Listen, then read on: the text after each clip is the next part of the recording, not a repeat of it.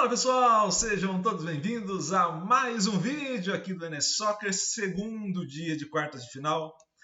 Portugal e Marrocos, Marrocos e Portugal iniciam esse confronto do meio-dia, né? A gente ainda vai ter a equipe da França enfrentando a equipe da Inglaterra, né? Nesse segundo dia de quartas de final.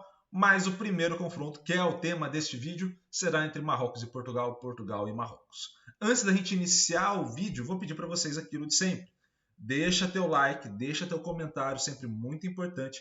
E é claro, para além de tudo isso, também se inscreva no canal e ative o sininho. Muita gente tem vindo ao canal e eu agradeço demais a presença de cada um de vocês, mas muita gente não tem se inscrito. E eu preciso muito da inscrição de vocês para a gente poder aumentar o tamanho do projeto, né? Conforme for ter maior número de inscritos, a gente vai aumentando o projeto. Seja o número de vídeos ou projetos paralelos que possam auxiliar essa integração dessa comunidade, mas é sempre necessário que se inscrevam para que a gente possa ir aumentando isso de forma progressiva e eu saber que vocês também estão gostando dos vídeos, combinado? Então peço tudo isso antes da gente começar. Hoje a gente vai fazer análise, como já falei, de Marrocos e Portugal, então a gente vai para a rápida vinheta e na volta, mais Copa do Mundo, mais Marrocos, mais Portugal e os destaques de cada uma das seleções aqui no NS Soccer.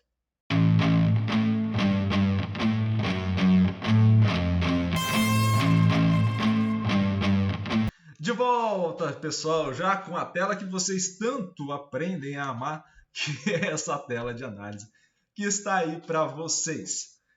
Vamos olhar alguns pontos, a gente já falou isso nos vídeos de ontem, tanto no vídeo de Brasil e Croácia, quanto de Argentina e Holanda. Vamos falar os pontos principais aí para a gente poder observar na análise. Primeira parte é a manutenção da importância de converter chute em gol, isso é importante em qualquer cenário do futebol, mas é claro que nesse cenário de fase decisiva também é importante e muito importante, talvez o mais importante dentre os dados presentes aqui, tá?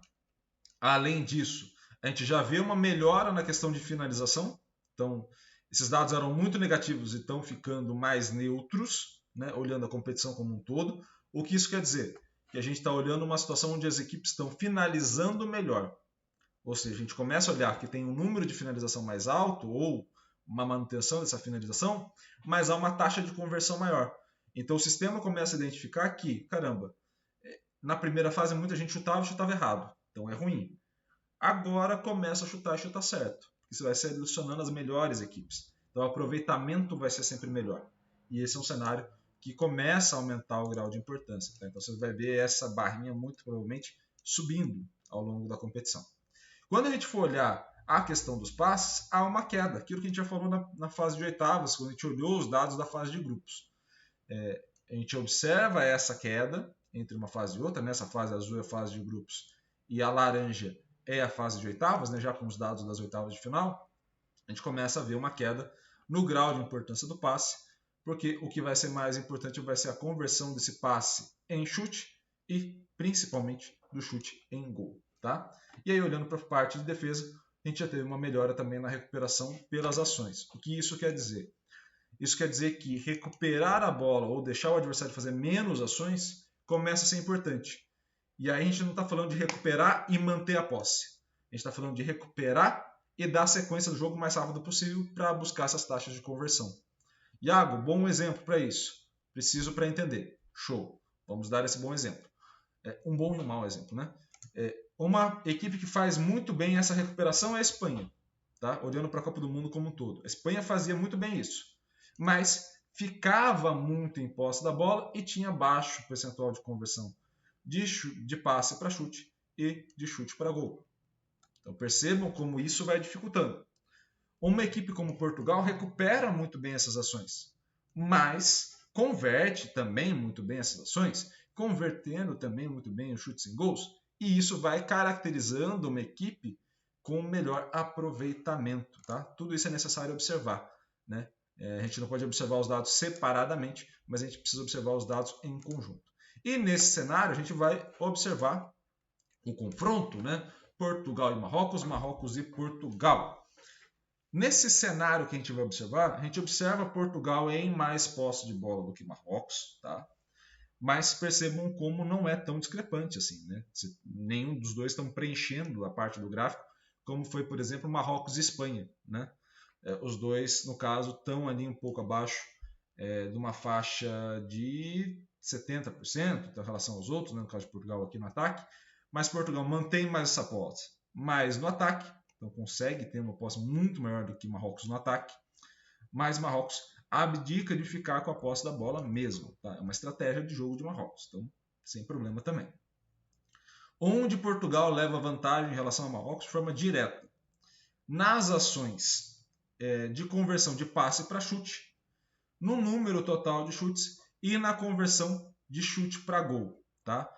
Se a gente for olhar os confrontos de Marrocos contra a Espanha e de Portugal contra a Suíça, né, são os dois que a gente tem de parâmetro novo, a gente pode observar o seguinte: Marrocos teve um jogo que encaixou muito bem com a Espanha.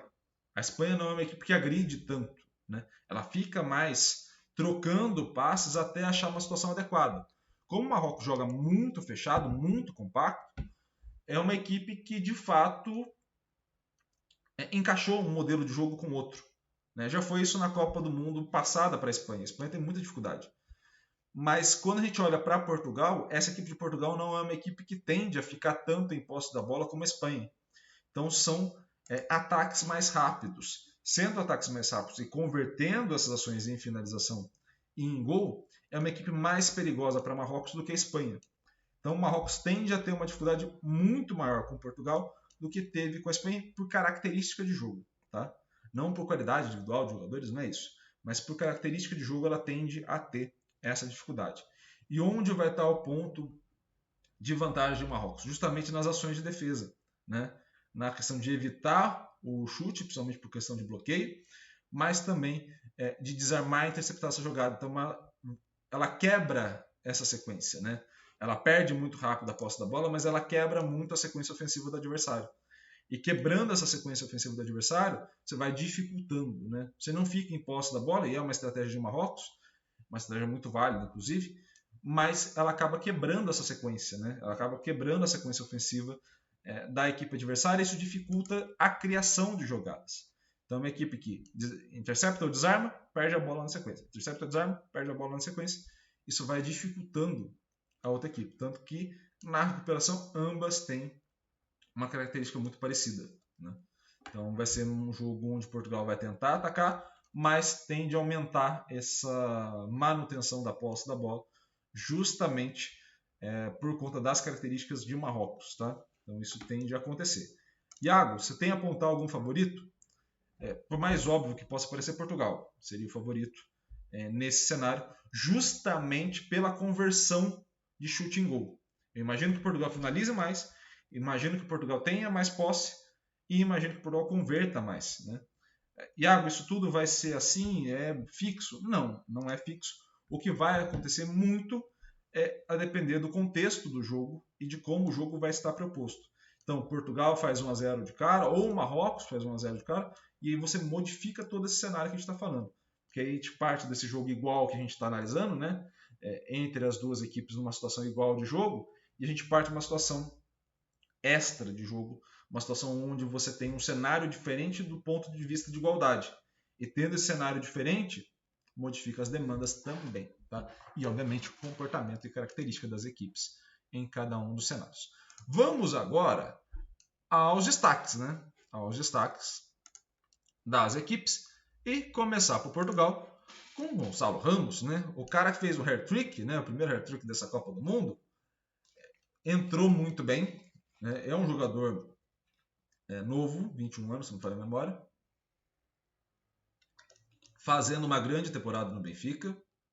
Né? Benfica que tem jogado muito bem, né? Classificou em primeiro no grupo com o Paris Saint-Germain na Champions League.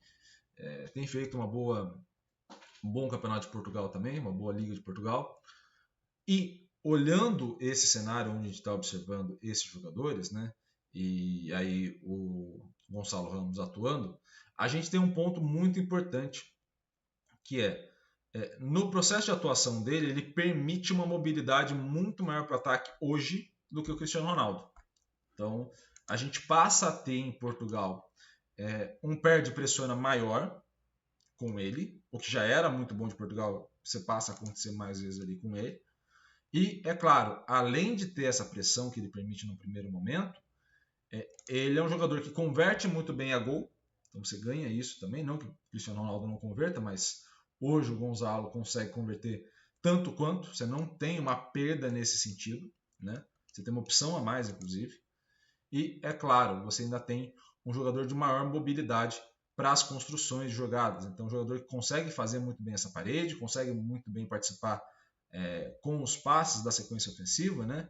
Jogador que vai permitir uma variação de jogadas maior do que o Cristiano Ronaldo. Então, Portugal vai aumentando essa vantagem em relação ao ataque.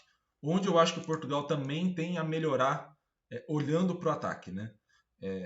Você tem um jogador que tem sido fantástico ao entrar nas partidas, que é o Rafael Leão, né? Já fez 2 gols nessa Copa do Mundo.